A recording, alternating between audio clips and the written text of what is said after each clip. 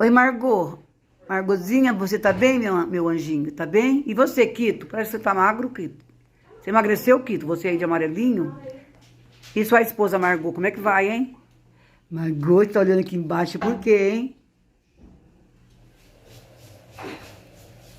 Tudo bem com você? Você quer conversar comigo de novo? Quer? Quer, Quito? Conversa, vai, fala.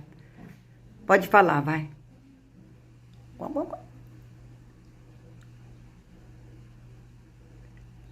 Conversa?